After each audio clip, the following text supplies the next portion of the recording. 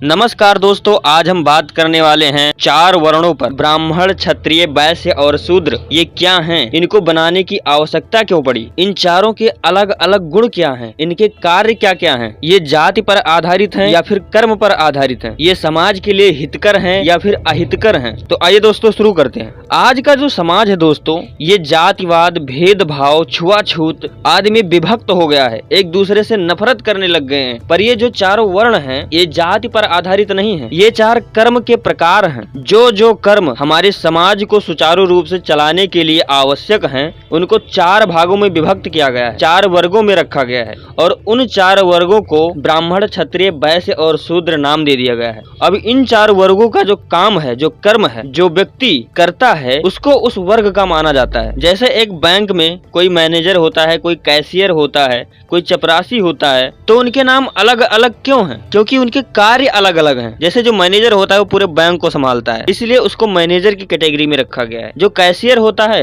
वो पैसे की लेन देन का काम करता है, इसलिए उसको कैशियर की कैटेगरी में रखा गया है। जो चपरासी होता है वो बैंक में साफ सफाई का ध्यान रखता है, तो इसलिए उसको चपरासी के वर्ग में रखा गया है। सेम एज इट इज यहाँ भी वही फंडा है। जिसका जैसा कर्म होता था उसको उस प्रकार की श्रेणी में डाल दिया जाता था और वो नाम दे दिया जाता था। लेकिन समय में परिवर्तन हुआ और लोगों ने इसको जाति के आधार पर बना दिया। कोई कर्म चाहे जैसा करे, अगर वो ब्राह्मण का पुत्र है तो ब्राह्मण ही कहलाएगा, क्षत्रिय का पुत्र है तो क्षत्रिय ही कहलाएगा, वैश्य का पुत्र है तो वैश्य ही कहलाएगा, शूद्र का पुत्र है तो शूद्र ही कहलाएगा, चाहे वो जितना अच्छा काम करे। तो ऐसा नहीं होना चाहिए दोस्तों। ये हमारे समाज के अंदर बहुत बड़ी कमी है। पर अगर यही हम कहीं कंपनी में जाते हैं जॉब के लिए, तो वहाँ पर हमारी जाति नहीं पूछी जाती है कि आप किस जाति से बिलोंग करते हो। वहाँ पर आपका टैलेंट और आपके अंदर के गुण ही देखे जाते हैं और उसी के आधार पर आपको काम दिया जाता है। इसीलिए मैं कहता हूँ कि इस भ्रम से निकलिए। कुछ लोग आप समाज में देखते होंगे कि वे अपनी जाति को छुपाए छुपाए घूमते हैं। अपनी जाति को बताने में उनको शर्म आता है। क्यों शर्म आता है भाई? तुम पढ़े लिखे हो, तुम्हारे अंदर अच्छे गुण हैं, तो तुम अपने आप को उत्तम मानो ना, श्रेष्ठ मानो ना।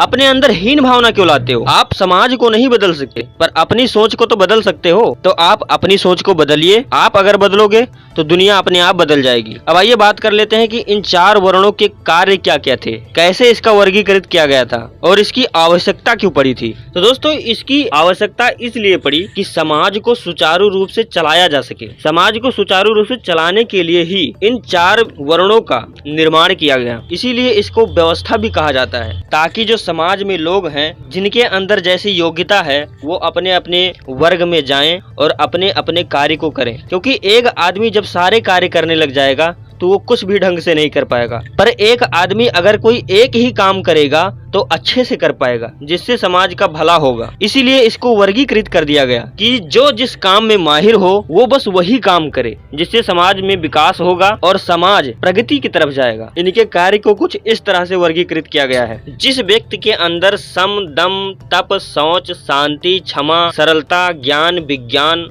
और आस्तिकता अर्थात शास्त्र वचनों में श्रद्धा, ये सब गुण पाए जाते थे, उनको ब्राह्मण की कैटेगरी में रखा जाता था। इनका काम यही था कि समाज के भला के लिए धर्म का कार्य करें और दूसरा शूरवीरता, निडरता, धृति यानी कि धारण शक्ति, दक्षता यानी कि कठिन से कठिन व अकस्मात उपस्थिति होने वाले कार्यों में भी बिना घबराहट के प्रवृत्त होना, विकट परिस्थितियों का डटकर सामना करना, सब पर शासन करने का स्वभाव, ये गुण जिस व्यक्ति के अंदर होते थे उनको क्षत्रिय की कैटेगरी में रखा जाता था। और इनका काम था समाज की रक्षा करना, समाज की देखभाल करना, उनका पोषण करना। इसके बाद तीसरा आता है जिन व्यक्ति के अंदर खेती करने का ज्ञान, पशुओं को पालने का ज्ञान, अन्न उत्पन्न करने का ज्ञान, बीज का ज्ञान, क्रय विक्रय का ज्ञान, ऐसा हुनर जिस व्यक्ति के अंदर होता था वो वैश्य की कैटेगरी में आता था। इनका यही काम होता था। ये पशुपालन करते थे, खेती का काम करते थे और व्यापार करते थे, जिससे समाज में अन्न, दूध, दही, घी, पैसे, रुपए सब कुछ भरपूर मात्रा में उपस्थित रहता था और व्यक्ति का जीवन यापन सुचारू रूप से चलता था, जो समाज के विकास में एक महत्वपूर्ण भूमिका रखता है। और जो व्यक्ति कम बुद्धि का होता था, अनपढ़ होता था, गंवार होता था, निर्बल होता था, उसको शूद्र की श्रेणी में रखा जाता था और इसका काम होता था बाकी 3 श्रेणियों वाले